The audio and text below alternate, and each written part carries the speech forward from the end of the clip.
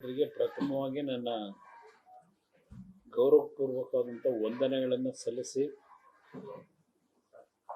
ಈಗಾಗಲೇ ರಾಜ್ಯದ 2 ಉಪಚುನಾವಣೆಗಳು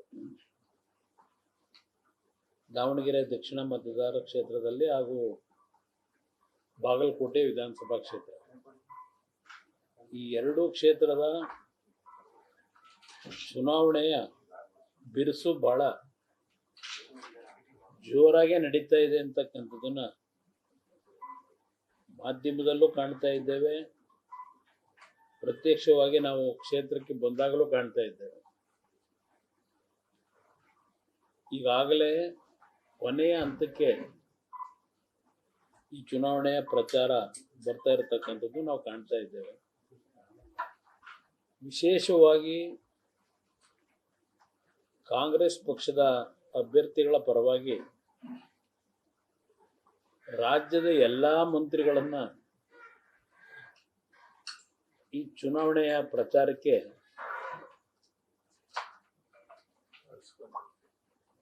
ಇವತ್ತು ಡೆಪ್ಯೂಟ್ ಮಾಡಿರ್ತಕ್ಕಂಥದ್ದೇನಿದೆ, ಬೆಂಗಳೂರು ನಗರದ ವಿಧಾನಸೌಧ ಸಂಪೂರ್ಣ ಖಾಲಿ ಇದೆ. ನಾನು ಅವ್ರನ್ನ ಡೆಪ್ಯೂಟ್ ಮಾಡಿರ್ತಕ್ಕಂಥದ್ದಕ್ಕೆ ಟೀಕೆ ಮಾಡ್ಲಿಕ್ಕೆ ಹೋಗೋದಿಲ್ಲ. ಆದರೆ ಒಂದು ರಾಜ್ಯದ ಮುಖ್ಯಮಂತ್ರಿಗಳು ಈ ರಾಜ್ಯ ಸುಭಿಕ್ಷವಾಗಿ ಇರ್ತಕ್ಕಂಥದ್ದಕ್ಕೆ ಅವರ ಸರ್ಕಾರದ ಸಾಧನೆಗಳ ಬಗ್ಗೆ ಹೇಳ್ತಾ ಹೋಗ್ತಾ ಇದ್ದಾರೆ. ಯಾವ ಸಾಧನೆಗಳ ಬಗ್ಗೆ ಹೇಳ್ತಾ ಇದ್ದಾರೆ? ಒಂದು ಗ್ಯಾರಂಟಿ ಸ್ಕೀಮ್ಗಳು ಕೊಟ್ಟಿರ್ತಕ್ಕಂಥದ್ದು, ಕೇಂದ್ರದಿಂದ ದೆಹಲಿ ಹೈಕಮಾಂಡ್ನ ಉಸ್ತುವಾರಿ ಕಾರ್ಯದರ್ಶಿಗಳು ಸಹ ಇಲ್ಲೇ ಠಿಕಾಣೆ ಹೂಡಿದ್ದಾರೆ. ನೋಡದೆ ಅವರ ಹೇಳಿಕೆಗಳು, ಒಂದು ಅವರು ಪದೇ ಪದೇ ಹೇಳ್ತಕ್ಕಂಥ 130-138 ವರ್ಷದ ಇತಿಹಾಸದ ಪಕ್ಷ ನಮ್ಮದು, ನಮ್ಮಲ್ಲಿ ಹಲವಾರು ರೀತಿಯ ಕಮಿಟ್ಮೆಂಟ್ ಇರ್ತಕ್ಕಂಥದ್ದು ಅಂತಕ್ಕಂಥ ಬಾರಣ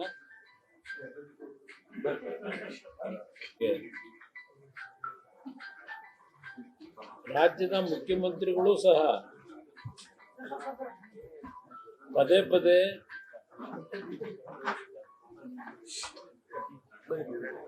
ಬಿಜೆಪಿಯ ಪಕ್ಷದ ಬಗ್ಗೆ ಈ ಚುನಾವಣೆಯಲ್ಲಿ ಹೆಚ್ಚಿನ ಒಂದು ಒಬ್ಬ ಮುಖ್ಯಮಂತ್ರಿಗೆ ಗೌರವ ತರ್ತಕ್ಕಂಥ ಪದ ಬಳಕೆಯನ್ನ ಮೀರಿ ಮಾತನಾಡ್ತಕ್ಕಂಥದ್ದನ್ನು ನಾನು ಗಮನಿಸಿದ್ದೇನೆ. ಅವರಲ್ಲಿ ಇರ್ತಕ್ಕಂಥ ಬಂಡವಾಳ ಈ 5 ಗ್ಯಾರಂಟಿಗಳ ಬಂಡವಾಳವನ್ನ ಹೊರತುಪಡಿಸಿ ಈ ಕಳೆದ 3 ವರ್ಷದಲ್ಲಿ ಯಾವುದೇ ಸಾಧನೆಗಳಾಗಿಲ್ಲ ಅಂತಕ್ಕಂಥದ್ದು ನನ್ನ ಅಭಿಪ್ರಾಯ. ಇನ್ನೊಂದು 2 ತಿಂಗಳಿಗೆ 3 ವರ್ಷ ಸಂಪೂರ್ಣಗೊಳಿಸ್ತಾರೆ. ಕಳೆದ 3 ವರ್ಷದಲ್ಲಿ ಈ ಒಂದು ಸರ್ಕಾರದ ಸಾಧನೆಗಳನ್ನ ಬಗ್ಗೆ ಮಾಧ್ಯಮದಲ್ಲಿ ದುರ್ಬಿಯಾಗಿ ಯಾವ್ದಾದ್ರು ಒಂದು ಮೂಲೆಯಲ್ಲಿ ಹುಡುಕ್ತೀವಿ ಅಂತಕ್ಕಂಥದ್ದು ಅಂತ ಮಾಡಕ್ ಕೆಲಸ ಮಾಡಿದ್ರು ನಾವು ಎಲ್ಲೂ ಸಹ ಇವರ ಗ್ಯಾರಂಟಿ ಸ್ಕೀಮ್ಗಳ ಬಿಟ್ಟು ಇನ್ಯಾವುದೇ ಸಾಧನೆ ಮಾಡಿರ್ತಕ್ಕಂಥ ಹುಡುಕ್ಲಿಕ್ಕೆ ಸಾಧ್ಯ ಇಲ್ಲ. ಪತ್ರಿಕೆಗಳು ತೆಗೆದರೆ, ನಮ್ಮ ದೃಶ್ಯ ಮಾಧ್ಯಮವನ್ನ ನೋಡಿದ್ರೆ, ಮುಖ್ಯಮಂತ್ರಿಯ ಕುರ್ಚಿಗೆ ಪ್ರಾಮುಖ್ಯತೆ ಕೊಟ್ಟಿರ್ತಕ್ಕಂಥದ್ದನ್ನ ಹೊರತುಪಡಿಸಿದ್ರೆ, ಅದಕ್ಕಿಂತ ಇನ್ನೂ ಒಂದು ಹೆಜ್ಜೆ ಮುಂದೆ ಹೇಳೋದಾದ್ರೆ ಹಲವಾರು ರೀತಿಯ ಭ್ರಷ್ಟಾಚಾರಕ್ಕೆ ಪ್ರೇರೇಪಣೆ ಕೊಟ್ಟಿರ್ತಕ್ಕಂಥ ಘಟನೆಗಳನ್ನ ನಾವು ಇವತ್ತು ಕಾಣ್ತಾ ಇದ್ದೇವೆ. ಅಹಿಂದ ವರ್ಗದ ನಾಯಕ ನಾನು, ಅಹಿಂದ ವರ್ಗದ ಜನತೆಗೆ ದೊಡ್ಡ ಕೊಡುಗೆ ಕೊಟ್ಟಿದ್ದೇವೆ ಅಂತ ಹೇಳ್ತಾರೆ. ಸಂಘಟನೆಯಲ್ಲಿ ನಾನು ನಾಯಕತ್ವ ವಹಿಸಿದ್ದೇನೆ ಅಂತ ಹೇಳಿ ಯಾವೊಂದು ವಾಲ್ಮೀಕಿ ನಿಗಮದ್ದೇ ನಾವು ಹೇಳೋದಾದ್ರೆ ಅಲ್ಲಿ ಲೂಟಿ ಆಗಿರೋದನ್ನ ಮುಖ್ಯಮಂತ್ರಿಗಳೇ ಒಪ್ಪುತ್ತಾರೆ ಸದನದಲ್ಲಿ. ನೀವು ಹೇಳಿದಷ್ಟು ದುಡ್ಡು ಹೊಡೆದಿಲ್ಲ, ಆದ್ರೆ ದುಡ್ಡು ಹೊಡೆದಿದ್ದೀವಿ ಅಂತಾರೆ. ಇದು ಮುಖ್ಯಮಂತ್ರಿಗಳು ಹೇಳೋದಲ್ಲ, ವಿರೋಧ ಪಕ್ಷಗಳು ಹೇಳ್ತಾ ಇಲ್ಲ. ನಾವು ಇವತ್ತು ಬಡವರಿಗೆ ಕೊಡ್ತಕ್ಕಂಥ ಗಂಗಾ ಕಲ್ಯಾಣ ಯೋಜನೆ ದೇವರಾಜ ಅರಸು ನಿಗಮದಲ್ಲಿ ಅಲ್ಲೂ ಸಹ ಲೂಟಿ ಆಗಿದೆ. ಕೊಡದೆ 2-3 ಗಂಗಾ ಕಲ್ಯಾಣ ಯೋಜನೆ, ಅದನ್ನೂ ಲೂಟಿ ಮಾಡ್ಕೊಂಡು ಹೊರಟಿದ್ದಾರೆ ಅಂದ್ರೆ ಉಳಿಸಿರೋದೇನು ಇವರು? ಇನ್ನು ಪದೇ ಪದೇ ಮುಖ್ಯಮಂತ್ರಿಗಳು ಹೇಳೋರು, ಕುಮಾರಸ್ವಾಮಿನ ನಾವು ಮುಖ್ಯಮಂತ್ರಿ ಮಾಡಿದ್ದು ಯಾವೊಂದು ಸಾಮಾಜಿಕ ನ್ಯಾಯ, ಶೈಕ್ಷಣಿಕ ನ್ಯಾಯ ಕೊಡಬೇಕು ಅಂತ ಹೇಳಿ ಕಾಂತರಾಜು ಹೆಸರಿನಲ್ಲಿ ಒಂದು ಕಮಿಟಿ ಮಾಡಿದ್ರಲ್ಲ, ಆ ಕಮಿಟಿ ವರದಿಯನ್ನ ಕುಮಾರಸ್ವಾಮಿ ತಡೆ ಹಿಡಿದ್ಬಿಟ್ಟ. ಇದನ್ನು ನನ್ನ ಮೇಲೆ ನಿರಂತರವಾಗಿ ಆಪಾದನೆ ಮಾಡಿದರು. ನಾನು ಈ ರಾಜ್ಯದ ಮುಖ್ಯಮಂತ್ರಿ ಕೇಳ್ತೇನೆ, ಈಗ ಕಾಂತರಾಜು ವರದಿ, ಅದ್ರ ಜೊತೆಗೆ ಇನ್ನೊಬ್ರು ಜಯಪ್ರಕಾಶ್ ಹೆಗಡೆ ಅವರು ಕೊಟ್ಟಂತ ವರದಿಯನ್ನು ಸ್ವೀಕಾರ ಮಾಡಿ ಎಷ್ಟು ತಿಂಗಳು ಎಷ್ಟು ವರ್ಷ ಆಗಿದೆ. ಈಗ ಯಾತಕ್ಕಿನ್ನೂ ಅದನ್ನ ಕೋಲ್ಡ್ ಸ್ಟೋರೇಜಲ್ಲಿ ಇಟ್ಕೊಂಡಿದ್ದೀರಿ? ಯಾಕೆ ನೀವಿನ್ನು ಅದನ್ನ ಬಿಡುಗಡೆ ಮಾಡಿ? ಇವತ್ತು ಈ ರಾಜ್ಯದಲ್ಲಿ ಇರ್ತಕ್ಕಂಥ ಹಲವಾರು ಸಮಾಜಕ್ಕೆ ನ್ಯಾಯ ಕೊಡ್ತಕ್ಕಂಥ ನಾಯಕ ನಾನೇ ಅಂತಕ್ಕಂಥದನ್ನ ಪದೇ ಪದೇ ನೀವೇ ಬೆನ್ನಟ್ಕೊಂಡು ಹೇಳ್ತೀರಿ. ಯಾತಕ್ಕೆ ಇನ್ನೂ ನೀವು ಇಂಪ್ಲಿಮೆಂಟ್ ಮಾಡ್ಲಿಕ್ಕೆ ಆಗಲಿಲ್ಲ? ಇನ್ನು ಕೆಲವು ರಿಸರ್ವೇಶನ್ ಪಾಲಿಸಿ, ಒಳ ಮೀಸಲಾತಿ ವಿಷಯದಲ್ಲಿ ಈಗಾಗಲೇ ಬೀದಿಲಿ ಹಲವಾರು ಪ್ರತಿಭಟನೆಗಳು ನಡೀತಾ ಇದೆ. ಯಾತಕ್ಕೆ ಮೌನವಾಗಿದ್ದೀರಿ? ಇಲ್ಲಿ ನೀವು ಗ್ಯಾರಂಟಿ ಸ್ಕೀಮ್ ಒಂದ್ ಕಡೆ ಇಟ್ಕೊಂಬಿಡಿ, ಅದೇನು ಅದೇನು ದೊಡ್ಡ ಸಾಧನೆ ಅಂತ ಹೇಳಲ್ಲ. ಈ ರಾಜ್ಯದಲ್ಲಿ ಸ್ವಾತಂತ್ರ್ಯ ಬಂದ ನಂತರ ಅತ್ಯಂತ ತುಳಿತಕ್ಕೆ ಒಳಗಾಗಿರ್ತಕ್ಕಂಥ ಶೋಷಿತ ವರ್ಗಗಳ ಒಂದು ಆರ್ಥಿಕ ನೆರವನ್ನ ಕೊಡ್ತಕ್ಕಂಥದ್ದು, ಆ ಕುಟುಂಬಗಳನ್ನ ಮೇಲೆತ್ತಕ್ಕಂಥದ್ದಕ್ಕೆ ಹಲವಾರು ಯೋಜನೆಗಳನ್ನ ಹಲವಾರು ಸರ್ಕಾರಗಳು ಒಂದಲ್ಲ ಒಂದು ರೀತಿಯಲ್ಲಿ ತಂದಿದ್ದಾರೆ. ಬೇಕಾದಷ್ಟು ಸ್ಕೀಮ್ಗಳನ್ನು ನಾವು ತಂದಿದ್ದೇವೆ ಈ ದೇಶದಲ್ಲಿ. ಸ್ವಾತಂತ್ರ್ಯ ಬಂದ ನಂತರ ತಂದಿದ್ದಾರೆ. ಇದೇನು ನೀವು ಅದನ್ನ ಯಾರೋ ಮಾಡದೇ ಇರೋ ಕಾರ್ಯಕ್ರಮ? ಏನೋ ಕರ್ನಾಟಕದ 5 ಗ್ಯಾರಂಟಿ ಈ ವಿಶ್ವದಲ್ಲೇ ಮಾದರಿ ಆಗ್ಬಿಟ್ಟಿದೆ. ಈ 5 ಗ್ಯಾರಂಟಿ ಏನಿದೆ, ಯಾವ ರೀತಿಯಲ್ಲಿ ಕೊಟ್ಟಿದ್ದೀರಿ? ಜನ ಕಾಯ್ತಾ ಇದ್ದಾರೆ. ನೀವು ತಿಳ್ಕೊಂಡಿದ್ದೀರಿ ಗ್ಯಾರಂಟಿ ಆಧಾರದಲ್ಲೇ ಶಾಶ್ವತವಾಗಿ ನಾವು ಗೆಲ್ತೀವಿ ಅಂತ. ಒಂದು ಕಡೆ ಹೇಳ್ತೀರಿ ನಮ್ಮ ರಾಜ್ಯ, ಈ ರಾಜ್ಯದಲ್ಲಿ ಇರ್ತಕ್ಕಂಥ ಪ್ರತಿ ಕುಟುಂಬದ ತಲೆ ಆದಾಯದಲ್ಲಿ ದೇಶದಲ್ಲೇ 2ನೇ ಸ್ಥಾನದಲ್ಲಿದ್ದೇವೆ.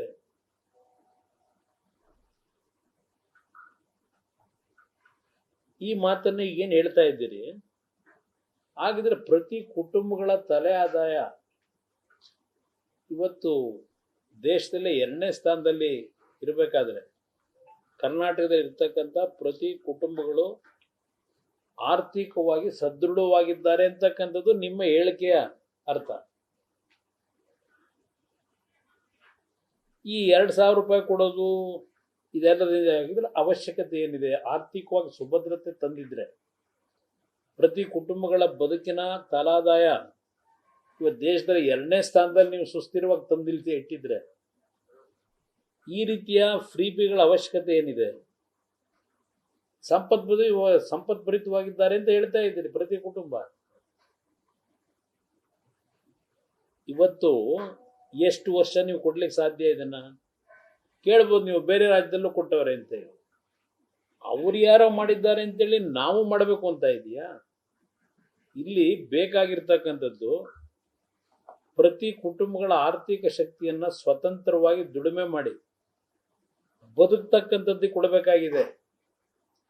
ಈ ಗ್ಯಾರಂಟಿ ಸ್ಕೀಮ್ ಕೊಡ್ತಕ್ಕಂಥದ್ದಕ್ಕೋಸ್ಕರವಾಗಿ ಯಾವೊಂದು ಬಡತನದಲ್ಲಿರ್ತಕ್ಕಂಥ ಹಿಂದುಳಿದ ವರ್ಗದವರು, ದಲಿತ ವರ್ಗದವರಿಗೆ ಕೊಡ್ತಾ ಇದ್ದಂಥ ಸ್ಕಾಲರ್ಶಿಪ್ನ ಹಣ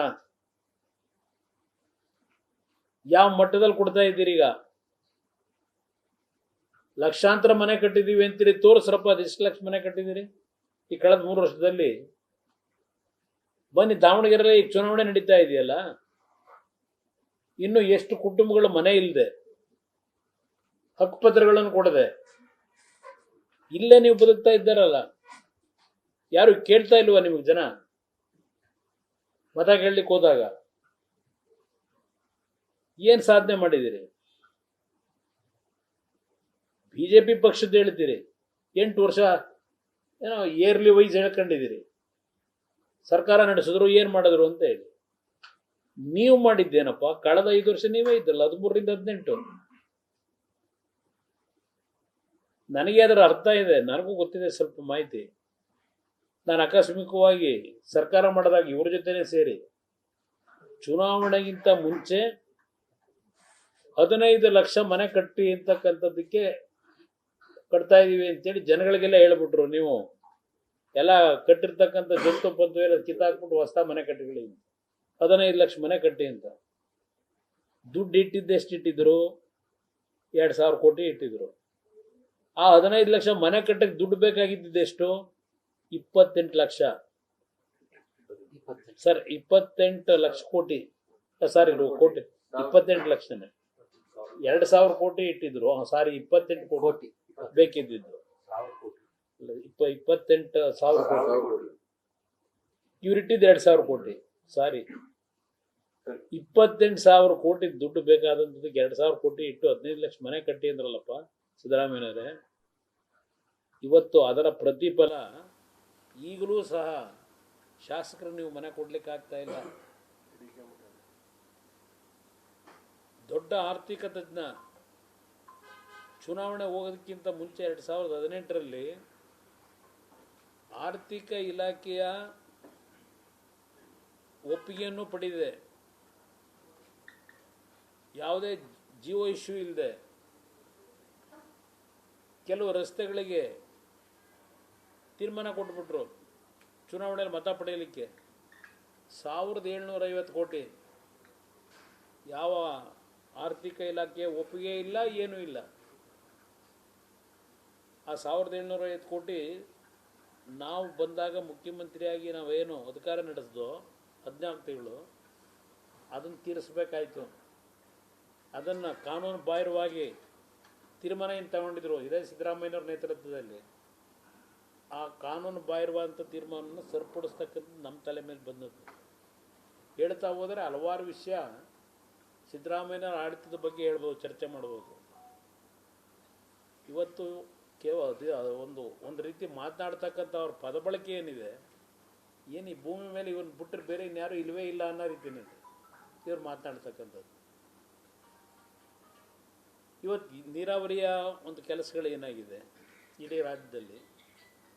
ಇನ್ನು ನಮ್ಮ ರೈತರು ಇಲ್ಲೇ ಬಹುಶಃ ದಾವಣಗೆರೆಯಲ್ಲೇ ಮೆಕ್ಕೆಜೋಳ ಬೆಳೆದಾರಲ್ಲ, ಎಷ್ಟು ಫಜೀತಿ ಪಟ್ಟರು ನಮ್ಮ ರೈತರು ಇಲ್ಲಿ ಮೆಕ್ಕೆಜೋಳ ಮಾರೋದಕ್ಕೆ. ಒಂದು ವಿಷಯ ನಿಮ್ಗೆ ಗಮನಕ್ಕೆ ತರೋದು,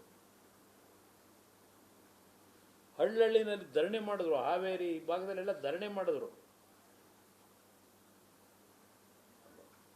ತೊಗರಿ ಬೆಳೆದಂತರು ಅದನ್ನು ಖರೀದಿ ಮಾಡಲಿಕ್ಕೆ ಆಗಲಿಲ್ಲ. ಕೇಂದ್ರ ಸರ್ಕಾರ ಎಲ್ಲದಕ್ಕೂ. ನಾನು 2 ಅವಧಿಗೆ ಮುಖ್ಯಮಂತ್ರಿಯಾಗಿ ಅಧಿಕಾರ ನಡೆಸಿ ಹಲವಾರು ಸಂದರ್ಭದಲ್ಲಿ ಅದರ ಎಕ್ಸ್ಪೀರಿಯನ್ಸ್ ನನಗೂ ಆಗಿದೆ. ಏನೇನಾಗಿತ್ತು ಎಂದೂ ಸಹ ನಾನು ಕೇಂದ್ರ ಸರ್ಕಾರ ದೂಷಣೆ ಮಾಡಲಿಲ್ಲ. ರೈತರು ಸಾಲ ಮನ್ನಾ ಮಾಡೋದು, ಕೇಂದ್ರ ಸರ್ಕಾರ ದೂಷಣೆ ಮಾಡೋದನ್ನ. ರಾಷ್ಟ್ರೀಕೃತ ಬ್ಯಾಂಕಿನ ಸಾಲ ಮನ್ನಾ ಮಾಡಿದ್ದಕ್ಕೆ ನರೇಂದ್ರ ಮೋದಿ ಅವರು ಕೊಡಲಿ ಅಂತ ಅಲ್ಲೋಗಿ ಅರ್ಜಿ ಕೊಟ್ಟನ.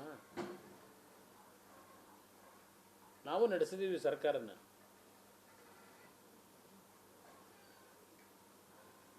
ಇವತ್ತು ಅಮೇರಿಕ, ಇಸ್ರೇಲು ಮತ್ತು ಇರಾನ್ ಮೇಲೆ ಯುದ್ಧ ನಡೀತಾ ಇದೆ. ಇಂಥ ಸಂದರ್ಭದಲ್ಲಿ ನಿಮ್ಮ ಹೇಳಿಕೆಗಳೇನು?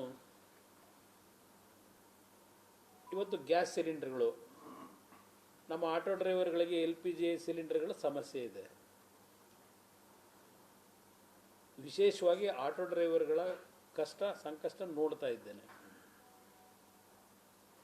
ಇವರೇನು ಹೇಳ್ತಾರೆ, ನರೇಂದ್ರ ಮೋದಿ ಅವರು ಕೊಡಬೇಕು, ಅವ್ರ ಜವಾಬ್ದಾರಿ ನಿರ್ವಹಣೆ ಮಾಡ್ತಾ ಇಲ್ಲ. ಜವಾಬ್ದಾರಿನ ನಿರ್ವಹಣೆ ಮಾಡದೇ ಇದ್ದರೆ ಕೇಂದ್ರ ಸರ್ಕಾರದಲ್ಲಿ ನೀವು 17 ಅವಧಿಗೆ ಆರ್ಥಿಕ ಬಜೆಟನ್ನು ಮಂಡನೆ ಮಾಡ್ತಾರಲ್ವಾ, ಅನುಭವ ಬಹುಶಃ ನರೇಂದ್ರ ಮೋದಿಯವರಿಗೆ ನಿಮಗಿರೋ ಅನುಭವ ಇದ್ದಂಗಿಲ್ಲ. ನಿಮಗಿರೋ ಅನುಭವ ಏನು ಸಲಹೆ ಕೊಡ್ರಪ್ಪ ಹೋಗಲಿ, ಯಾವ ಥರ ಗ್ಯಾಸ್ನ ಸಿಲಿಂಡರ್ಗಳನ್ನ ಕೊಡಬೇಕು ಅನ್ನೋದನ್ನು. ಇವತ್ತು ಹಲವಾರು ದೇಶಗಳಲ್ಲಿ ಯಾವ್ಯಾವ ಪರಿಸ್ಥಿತಿಗಳನ್ನು ಎದುರಿಸ್ತಾ ಇದ್ದಾರೆ ಮಾಧ್ಯಮದಲ್ಲಿ ಕಾಣ್ತಾ ಇದ್ದೇವೆ. ಇಂಥ ಒಂದು ಸಂದಿಗ್ಧ ಪರಿಸ್ಥಿತಿನಲ್ಲೂ ಕೇಂದ್ರ ಸರ್ಕಾರದಲ್ಲಿ ನರೇಂದ್ರ ಮೋದಿಯವರು ಇಟ್ಕೊಂಡಿರ್ತಕ್ಕಂಥ ಬೇರೆ ಬೇರೆ ದೇಶಗಳ ಜೊತೆಯ ಒಂದು ಸಂಬಂಧಗಳು, ಅದರ ಹಿನ್ನೆಲೆಯಲ್ಲಿ ಇವತ್ತು ಸುಮಾರು 40 ದೇಶಕ್ಕೂ ಹೆಚ್ಚು ದೇಶಗಳಿಂದ ಅಲ್ಲಿ ನಮಗೆ ದೊರಕತಕ್ಕಂಥ ವಸ್ತುಗಳನ್ನು ಖರೀದಿ ತರ್ತಕ್ಕಂಥದ್ರಲ್ಲಿ ಪ್ರತಿನಿತ್ಯ ಪ್ರತಿ ಕ್ಷಣ ಅವರು ಶ್ರಮ ಪಡ್ತಾ ಇದ್ದಾರೆ.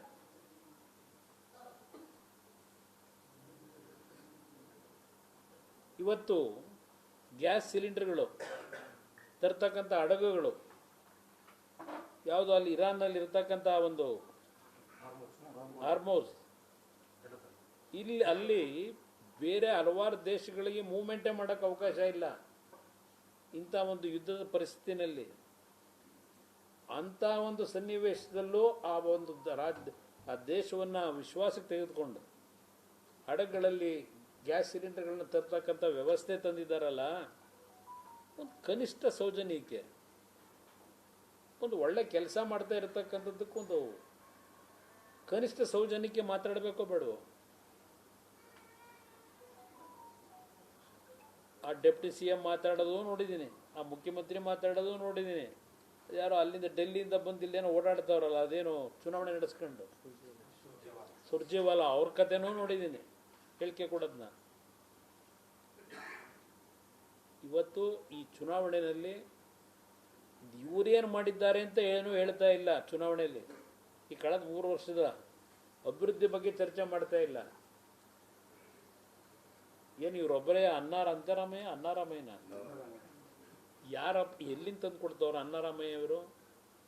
ಕೇಂದ್ರ ಸರ್ಕಾರ ಇವತ್ತು ಬಡವರಿಗೆ 5 kg ಅಕ್ಕಿ ಕೊಡ್ತಕ್ಕಂಥದ್ದನ್ನು ನಿರಂತರವಾಗಿ ಕೊಟ್ಕೊಂಬಂದರು. ಅವರು ಕೊಡ್ತಾ ಇರ್ತಕ್ಕಂಥ ಅಕ್ಕಿ ಹಿಡ್ಕೊಂಡು ನಾನು ಅನ್ನಾರಾಮಯ್ಯ ಅಂದರೆ ಯಾರು ಹೋಗ್ತಾರೆ?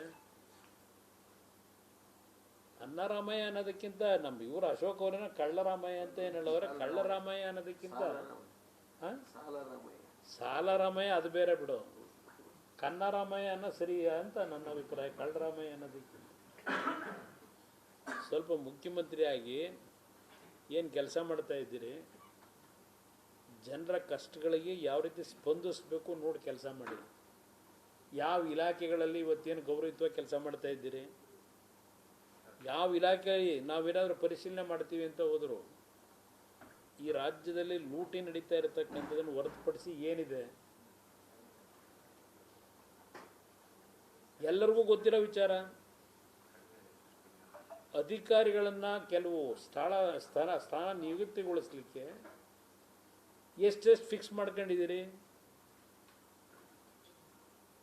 ದಾಖಲೆ ಕೊಡಿ ಅಂತೀರಿ. ಏನು ದಾಖಲೆ ಕೊಡ್ತೀರಿ ಇದರಲ್ಲಿ? ಮಧ್ಯರಾತ್ರಿ ನಡೆಸ್ತಕ್ಕಂಥ ವ್ಯವಹಾರ ನಿಮ್ಮದು. ಇದು ಹಿಡ್ಕೊಂಡು ನಾವು ಓಡಾಡೋಕ್ಕಾಯ್ತದ? ದಾಖಲೆ ಕೊಡಿ ಅಂದರೆ ನೀವೇನು ದಾಖಲೆ ಕೊಟ್ರಪ್ಪ? BJP ಬಗ್ಗೆ 40% ಅಂದಾಗ ಪೋಸ್ಟ್ ಅಂಟಿಸಿದ್ದು ಬಿಟ್ಟರೆ ಇನ್ಯಾವ ದಾಖಲೆ ಇಟ್ಕೊಂಡಿದ್ರಿ ನೀವು? ಇವತ್ತು ಈ ರಾಜ್ಯಕ್ಕೆ ಸಿದ್ದರಾಮಯ್ಯನವರೇ, ನೀವು ಎಷ್ಟು ವರ್ಷ, ಇನ್ನೂ 2 ವರ್ಷ ನಾನೇ ಅಂತೀರಿ ಒಂದು ಕಡೆ, ಇನ್ನೊಂದು ಕಡೆ ಇಲ್ಲ ನಾವು ಸಮಯ ನಿಗದಿ ಮಾಡ್ಕೊಂಬಿಟ್ಟಿದ್ದೀವಿ, ಜೂನ್ ಬಂತು ಜುಲೈ ಬಂತು ಬದಲಾವಣೆ ಮಾಡ್ತೀವಿ ಅಂತ ನೀವೇ ಹೇಳ್ಕೊತೀರಿ. ನಿಮ್ಮಲ್ಲಿರ್ತಕ್ಕಂತಾರೆ ನೀವಾದರೂ ಇರಿ, ಇನ್ನೊಬ್ಬರಾದರೂ ಇರಲಿ, 130 140 ಗೆದ್ದು ಬಿಟ್ಟಿದ್ದೀವಿ ಅಂತ ನಿಮ್ಮ ಅಹಂಕಾರ ಇದೆಯಲ್ಲ, ಇದು ಏನು ಶಾಶ್ವತ ಅಲ್ಲ. ಅಲ್ಲ ತಮಿಳುನಾಡು ನನ್ನ ಪಕ್ಷದ ಬಗ್ಗೆ ಚರ್ಚೆ ಮಾಡ್ತೀರಿ, 50 ಸೀಟ್ ಗೆದ್ದಿಲ್ಲ ಅಂತ ಹೇಳಿ, ಇವರು ಮುಖ್ಯಮಂತ್ರಿ ಅಂತ ಹೇಳಿ. ತಮಿಳುನಾಡಿನಲ್ಲಿ ಯಾರೋ ಭಿಕ್ಷೆ ಕೊಟ್ಟರು, DMK ಅವರು ನಿಮಗೆ ಭಿಕ್ಷೆ, ಒಂದು ರಾಷ್ಟ್ರೀಯ ಪಕ್ಷ ನಿಮ್ಮದು, 28 ಸೀಟ್ ಕೊಟ್ಟರು ಕೊನೆಗೆ ಹೊಡೆದಾಡ್ಕೊಂಡು. ಆ 28 ಸೀಟಲ್ಲೂ 5 ಸೀಟ್ಗೆ ನಿಮಗೆ ಕ್ಯಾಂಡಿಡೇಟ್ಗಳೇ ಇಲ್ಲ ಅಂತ ಹೇಳಿ ಕೊನೆ ನಿಮ್ಮ ಯೋಗ್ಯತೆ ಅಲ್ಲಿದ್ದೀರಿ. ಪಾಪ ಚಿಕ್ಕವು ಮಾತಾಡ್ತಾವೆ, ನಾವನ್ನೇ ನಮ್ಮ ಶಕ್ತಿಯಿಂದ ಬೆಳ್ಕೊಂಡು ಹೋದವು ನಮ್ಮ ಪಕ್ಷದಿಂದ, ಅವ ಮಾತಾಡ್ತೀವಿ. ಇಲ್ಲಿ ಬಂದು ನೋಡಿದೆ ನಾನು, ಆ ಹೆಸರು ಹೇಳೋದು ಬೇಡ. ಇವತ್ತು ಈ ರಾಜ್ಯದಲ್ಲಿ ಜಾತ್ಯತೀತ ಜನತಾದಳ ಕಾರ್ಯಕರ್ತರ ದುಡಿಮೆ ಮೇಲೆ 40 ಸೀಟ್ವರೆಗಾದರೂ ಗೆದ್ದಿದ್ದೀವಿ.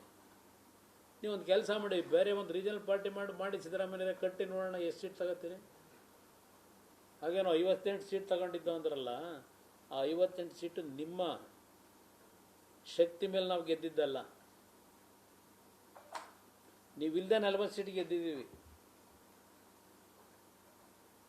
ಕುಟುಂಬ ರಾಜಕಾರಣ ಅಂತ ಈಗ ಮಾತಾಡ್ತೀರಿ. ದೇವೇಗೌಡರು ಕುಟುಂಬದಲ್ಲಿ ಇರಲಿಲ್ವಾ, ಇನ್ಯಾರೋ ಇರಲಿಲ್ವ ಹೇಳ್ತೀರಿ. ಇವತ್ತು ಕುಟುಂಬ ರಾಜಕಾರಣ ಅಂತಕ್ಕಂಥದ್ದು ಮಾತಾಡ್ತಕ್ಕಂಥದ್ದೇ ನೈತಿಕತೆ ಇಲ್ಲ ನಿಮ್ಗಳಿಗೂ ಅನ್ನೋದು ನಾನು ಹೇಳಿದೆ. ಈಗ ಆಯ್ತಪ್ಪ, ದೇವೇಗೌಡರು ಕುಟುಂಬದಲ್ಲಿ ನಾವು ಬಂದವು, ದೇವೇಗೌಡರು ನಮ್ಮನ್ನು ರಾಜಕೀಯವಾಗಿ ತರಬೇಕು ಅಂತ ಮಾಡಿದ್ದಲ್ಲ, ಜನ ನಮ್ಮನ್ನು ಎಳ್ಕೊಂಡು ಹೋದ್ರು. ನಾವು ದುಡ್ಡು ಹೊಡೆಯೋ ಕೆಲಸಕ್ಕೆ ರಾಜಕೀಯಕ್ಕೆ ಬರಲಿಲ್ಲ.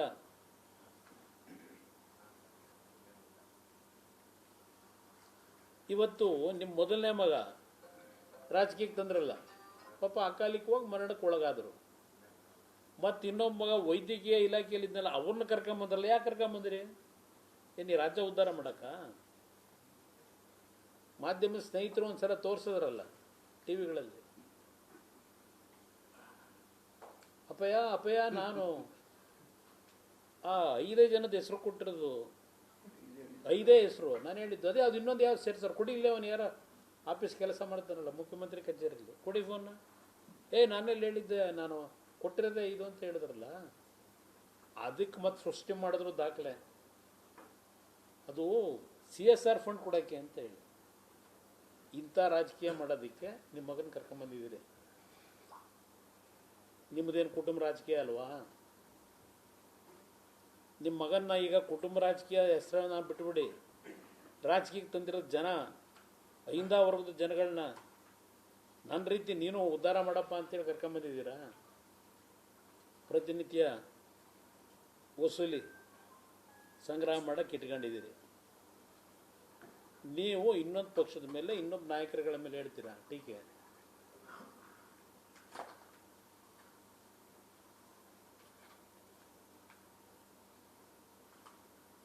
ಅದರಿಂದ ಇವತ್ತು ನಾನು ದಾವಣಗೆರೆಯ ಮತದಾರ ಬಂಧುಗಳಲ್ಲಿ ಮನವಿ ಮಾಡೋದು, ಒಬ್ಬ ಬಡ ಕುಟುಂಬದಲ್ಲಿರ್ತಕ್ಕಂಥ ಹಿಂದುಳಿದ ವರ್ಗದ ವ್ಯಕ್ತಿಯನ್ನು ಆಯ್ಕೆ ಮಾಡಿದ್ದಾರೆ ಅಭ್ಯರ್ಥಿಯಾಗಿ. ಸಿದ್ದರಾಮಯ್ಯನವರು ಅಹಿಂದ ನಾಯಕರು ಅಂತಾರೆ, BJP ಅಭ್ಯರ್ಥಿನ ಗೆಲ್ಲಿಸಲೇಬೇಡಿ ಅಂತೀರಿ. ಒಬ್ಬ ಅಹಿಂದ ಸಮಾಜಕ್ಕೆ ಸೇರಿರ್ತಕ್ಕಂಥ ವ್ಯಕ್ತಿ ಇವತ್ತು ಅಭ್ಯರ್ಥಿಯಲ್ಲಿ ಯಾಕಪ್ಪ ಸೋಲಿಸಬೇಕು?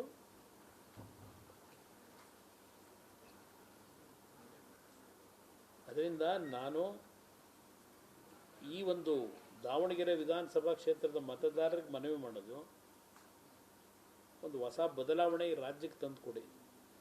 ಈ ಚುನಾವಣೆಯಿಂದ ಏನು ಸರ್ಕಾರ ಏನು ಹೋಗಲ್ಲ, ಈ ಸರ್ಕಾರ ಹಾದಿ ತಪ್ಪೇನು ಹೋಗ್ತಾ ಇದೆ. ನಾಡಿನ ಜನತೆಯ ಬೆವರು ಸುರಿಸಿ ಖಜಾನೆ ತುಂಬಿಸ್ತಾ ಇರ್ತಕ್ಕಂಥ ನಿಮ್ಮ ತೆರಿಗೆ ಹಣ ಲೂಟಿ ಏನು ಮಾಡ್ತಾ ಇದ್ದಾರೆ. ಅಟ್ಲೀಸ್ಟ್ ಜ್ಞಾನೋದಯ ಇವ್ರಿಗೆ ಬೇಕು. ಅದಕ್ಕೆ ಕಡಿವಾಣ ಹಾಕಲಿಕ್ಕೆ, ಸರಿಯಾದ ಮಾರ್ಗದಲ್ಲಿ ಹೋಗ್ತಕ್ಕಂಥದ್ದಕ್ಕೆ ಒಂದು ಭಯಭಕ್ತಿ ಇವತ್ತು ಈ ಒಂದು ಜನಪ್ರತಿನಿಧಿಗಳಲ್ಲಿ ತರಬೇಕಾಗಿದೆ. ಅದರಿಂದ ನಾನು ಕೈ ಜೋಡಿಸಿ ಮನವಿ ಮಾಡ್ತೇನೆ. ಶ್ರೀನಿವಾಸ್ ದಾಸ್, ನಮ್ಮ ದಾಸ್ ಕರಿಯಪ್ಪನವ್ರು ಏನಿದ್ದಾರೆ, ಶ್ರೀನಿವಾಸ್ ಅವರು ಅವ್ರನ್ನ ಅಭ್ಯರ್ಥಿ ಮಾಡಿರ್ತಕ್ಕಂಥದ್ದೇ ಬಿ ಜೆ ಪಿ ಪಕ್ಷ. ಏನೋ ಹಿಂದುತ್ವದ ಹೆಸರಿನಲ್ಲಿ ಹೋಗೋರು, ಅವ್ರಿಗೇನು ಸಿದ್ಧಾಂತಗಳಿಲ್ಲ, ನಾವೇ ಸಿದ್ಧಾಂತ ಫಾಲೋ ಮಾಡೋರು ಅಂತಕ್ಕಂಥದ್ದು ಸಿದ್ದರಾಮಯ್ಯರು ಹೇಳ್ತಿರಲ್ಲ. ಬಿ ಜೆ ಪಿ ಪಕ್ಷದಲ್ಲೂ ಅತ್ಯಂತ ಹಿಂದುಳಿದ ವರ್ಗದಲ್ಲಿರ್ತಕ್ಕಂಥವ್ರನ್ನ ಮೇಲೆತ್ತಕ್ಕಂಥ ಪಕ್ಷ ಅಂತಕ್ಕಂಥದ್ದನ್ನು ಇವತ್ತು ಒಬ್ಬ ಸಾಮಾನ್ಯ ಕುಟುಂಬದ ಕರಿಯ ನಮ್ಮ ಶ್ರೀನಿವಾಸ್ ಅವ್ರಿಗೆ ಟಿಕೆಟನ್ನು ಕೊಟ್ಟಿದ್ದಾರೆ. ನಿಮಗೆ ಮಾತನಾಡ್ತಕ್ಕಂಥ ಅರ್ಹತೆಗಳಿಲ್ಲ. ನೀವು ಬಾಯಿನಲ್ಲಿ ಮಾತಾಡೋದು ಬೇರೆ, ಕುರ್ತಿಲಿ ನಡ್ಕೊಳ್ಳೋದು ಬೇರೆ. ನೀವು ಏನು ಒಂದು ವಾರ ಇಲ್ಲೇ ಕ್ಯಾಂಪು, ಬಾಗಲಕೋಟೆ ದಾವಣಗೆರೆ ಬಾಗಲಕೋಟೆ. ನೀವು ಇಷ್ಟೊಂದು ಒಳ್ಳೆ ಕೆಲಸ ಮಾಡಿದ್ರಿ 3 ವರ್ಷದಲ್ಲಿ. ನಿಮ್ಮ ಗ್ಯಾರಂಟಿ ಸ್ಕೀಮು ನಿಮ್ಮನ್ನು ರಕ್ಷಣೆ ಮಾಡ್ತದೆ ಅಂತಕ್ಕಂಥದ್ದು ನಿಮ್ಮಲ್ಲಿದ್ದರೆ 5 ದಿವಸ ಕ್ಯಾಂಪ್ ಮಾಡಬೇಕಾ? ವಿಧಾನಸೌಧದ ಕಚೇರಿ ಖಾಲಿ ಮಾಡಿ ನಿಮ್ಮೆಲ್ಲ ಮಂತ್ರಿಗಳನ್ನ ಇಲ್ಲಿ ಡೆಪ್ಯೂಟ್ ಮಾಡಿ ಪಂಚಾಯತಿ ವೈಸ್ ಹಾಕ್ಬೇಕಾ? ನೀವು ನಿಮ್ಮ ಗ್ಯಾರಂಟಿ ನಿಮಗೆ ರಕ್ಷಣೆ ಕೊಡ್ತದೆ ಅನ್ನೋದಿದ್ರೆ ಇದೆಲ್ಲ ಈ ಬೂಟಾಟಿಕೆ ಬಿಟ್ಟು ಸರಿಯಾದ ರೀತಿ ಸರ್ಕಾರ ನಡೆಸಿ. ಕೇಂದ್ರ ಸರ್ಕಾರ ಹೇಳ್ತೀರಿ.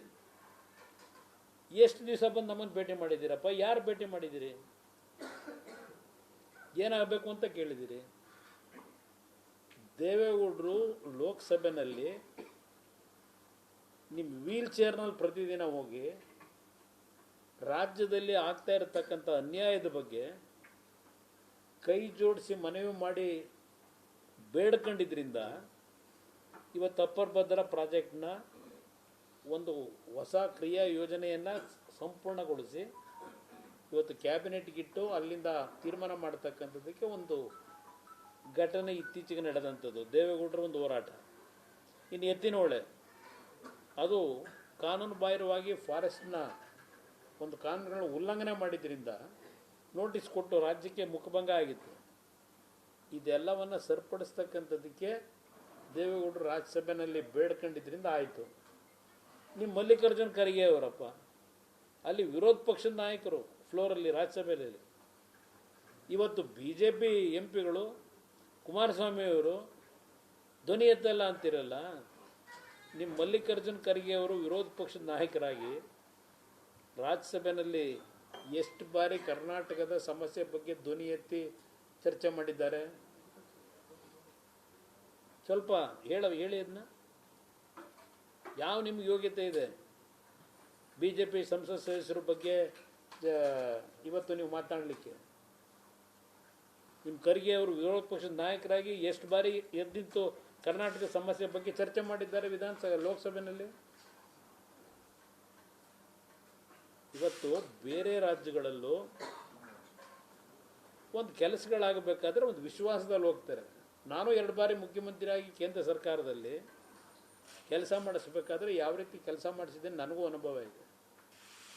ನಿಮಗೆ ಪ್ರತಿನಿತ್ಯ ಅವ್ರ ಜೊತೆ ಸಂಘರ್ಷ ಮಾಡ್ಕೊಂಡು ರಾಜ್ಯಕ್ಕೆ ಏನು ತರಕ್ಕೆ ಸಾಧ್ಯ ನೀವು? ನಾನು ಮೊನ್ನೆ ನಮ್ಮ ಅಟಲ್ ಭುಜಬ ಕಾರ್ಯಕ್ರಮ ಏನೋ ಇದೆಯಲ್ಲ, ಭೂಜಲ್, ಪಾಪ ರೈತರು ಬಂದರು ನನ್ನ ಹತ್ರ. ಯಾವೊಂದು ಆ ಕಾರ್ಯಕ್ರಮದಲ್ಲಿ ನಮ್ಮ ರಾಜ್ಯದ ರೈತರುಗಳು ಬ್ಯಾಂಕ್ಗಳಲ್ಲಿ ಸಾಲ ಮಾಡಿ ಅವರ ಒಂದು ಕೃಷಿ ಚಟುವಟಿಕೆ ಮಾಡ್ಕೊಂಡ್ರು, ಸರಿಯಾದ ಸಮಯಕ್ಕೆ ತಗೊಂಡೋಗಿ ಕೇಂದ್ರ ಸರ್ಕಾರದ ಮುಂದೆ ಮನವಿ ಮಾಡಿದೆ. ಇವತ್ತು ರೈತರು ಬೀದಿಗೆ ಬಂದಿದ್ದಾರೆ ಸಾಲ ಮಾಡಿ.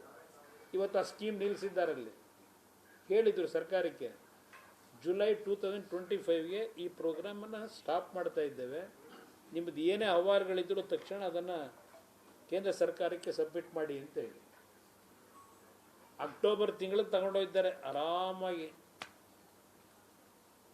ಇವತ್ತು 40-50 ಕೋಟಿ ದುಡ್ಡು ಸಾಲ ತಗೊಂಡಂಥ ರೈತರು ನನ್ನ ಹತ್ರ ಬಂದು ಅರ್ಜಿ ಕೊಡ್ತಾರೆ.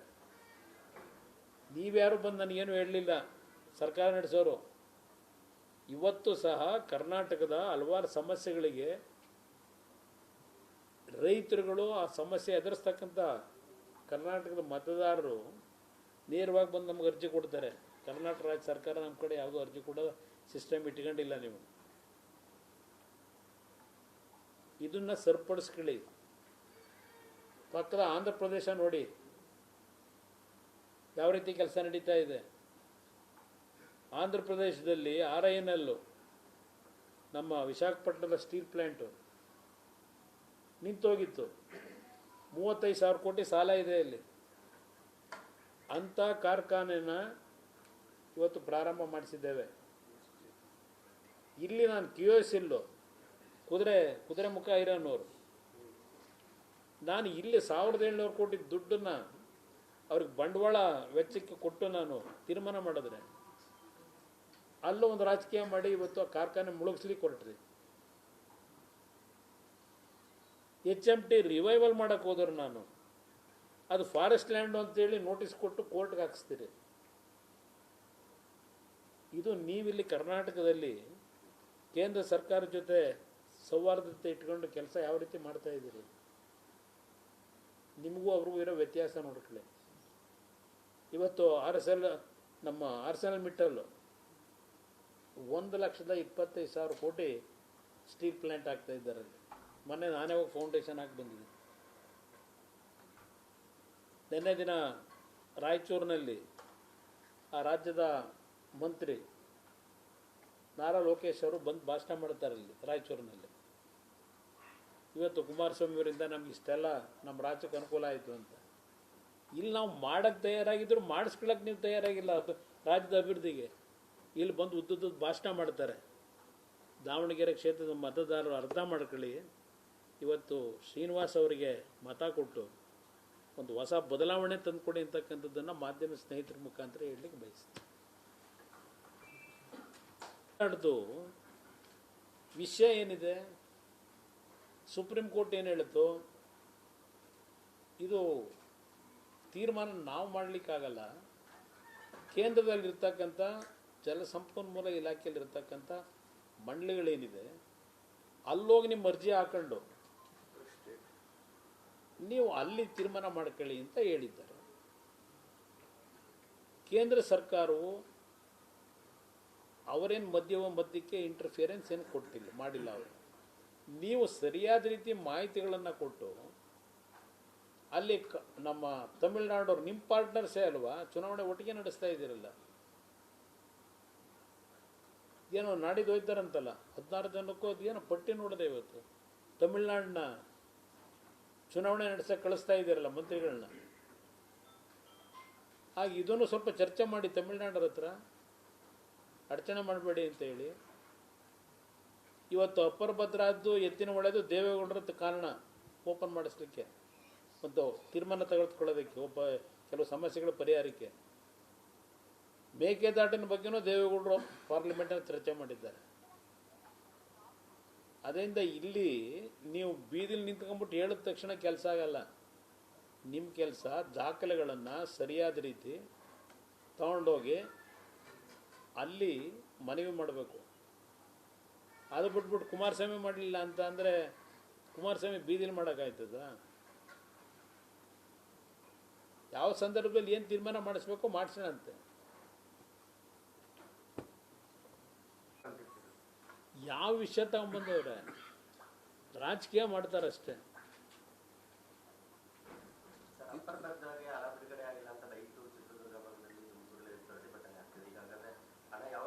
ಈಗ ನೋಡಿ, ಅಪ್ಪರ್ ಭದ್ರಾ ಪ್ರಾಜೆಕ್ಟ್ಗೆ ಮೊದಲು ತೀರ್ಮಾನ ಕೊಟ್ಟವನೇ ಕುಮಾರಸ್ವಾಮಿ. BJP ಮತ್ತು JDSನ ಸರ್ಕಾರ ಇದ್ದಾಗ 2005-06ರಲ್ಲಿ ದಿವಂಗತ KC ರೆಡ್ಡಿ ಅವರಿಗೆ ನಾನು ರಿಕ್ವೆಸ್ಟ್ ಮಾಡಿ ಒಂದು ಅಪ್ಪರ್ ಭದ್ರಾ ಯೋಜನೆಗೆ ಒಂದು DPR ಕೊಡಿ ಅಂತ ಹೇಳಿ ಆ DPRನ್ನು ಸಮಯ ವ್ಯರ್ಥ ಮಾಡದೆ ರೆಡಿ ಮಾಡಿಸ್ತು. ಅವರು 4,500 ಕೋಟಿ ವೆಚ್ಚದಲ್ಲಿ ಅಪ್ಪರ್ ಭದ್ರಾ ಪ್ರಾಜೆಕ್ಟ್ನ ಮಾಡ್ತಕ್ಕಂಥ ನಿಟ್ಟಿನಲ್ಲಿ ಒಂದು ವರದಿ ಕೊಟ್ಟರು. ಅವರು ಕೊಟ್ಟಂಥ ವರದಿ ಬಹುಶಃ ಒಂದು 500-550 ಕೆರೆಗಳಿಗೆ ನೀರನ್ನು ತುಂಬಿಸ್ತಕ್ಕಂಥ ಯೋಜನೆ. ಅದು 4,500 ಕೋಟಿ ವೆಚ್ಚದಲ್ಲಿ ಆ ಯೋಜನೆಯನ್ನು ಸಂಪೂರ್ಣಗೊಳಿಸಬೇಕು ಅಂತ ಹೇಳಿ ನಾವು ಇವೆರಡೂ ಪಕ್ಷಗಳು ಸೇರಿ ಸರ್ಕಾರ ಮಾಡಬೇಕಾದ್ರೆ ಕೊಟ್ಟಂಥ ಒಂದು ಸ್ಕೀಮ್ ಅದು. 4,500 ಕೋಟಿಯಿಂದ ಅವರು ಬೇರೆ ಬೇರೆ ರೀತಿಯಲ್ಲಿ ಬಂದಂಥ ಸರ್ಕಾರಗಳು ಅದನ್ನು ಸುಮಾರು ಈಗ 28,000 ಕೋಟಿಗೆ ಏರಿಕೆ ಮಾಡ್ಕೊಂಡು ಹೋಗಿದ್ದಾರೆ. ಈ ಒಂದು 18,000 ಕೋಟಿ ಖರ್ಚಾಗಿದೆ. ಈಗ ಮೊನ್ನೆ ದಿನ ಕೇಂದ್ರ ಸರ್ಕಾರದಲ್ಲಿ ಏನೋ ಒಂದು ರಾಜ್ಯ ಸರ್ಕಾರದ ಮನವಿಗಳನ್ನು ಅವರು ಸ್ವೀಕಾರ ಮಾಡಿ ಈಗ ಅಂತಿಮವಾಗಿ ಒಂದು ಕ್ರಿಯಾ ಯೋಜನೆ ಸಿದ್ಧ ಮಾಡಿ ಅದರ ಸಂಪೂರ್ಣ ಔಟ್ಲೇ 21,000 ಕೋಟಿಗೆ ಇಳಿಸಿದ್ದಾರೆ. 21,000 ಕೋಟಿಗೆ ಈಗ ಮುಂದಿನ ಒಂದು ಕಾರ್ಯಕ್ರಮಕ್ಕೆ ಹಣ ಬಿಡುಗಡೆ ಮಾಡಲಿಕ್ಕೆ ಫೈನಾನ್ಸ್ ಡಿಪಾರ್ಟ್ಮೆಂಟ್ಗೆ ಇದನ್ನು ಸಂಪೂರ್ಣ ಮಾಹಿತಿಯನ್ನು ಕೊಟ್ಟಿದ್ದಾರೆ. ಫೈನಾನ್ಸ್ನಲ್ಲಿ ಒಪ್ಪಿಗೆ ತಗೊಂಡು ಕ್ಯಾಬಿನೆಟ್ಗೆ ರೆಫರ್ ಮಾಡಿ ಕ್ಯಾಬಿನೆಟಲ್ಲಿ ಕ್ಲಿಯರ್ ಆಗಬೇಕು. ಈ ಹಂತಕ್ಕೆ ಈಗ ಬಂದು ನಿಂತಿದೆ.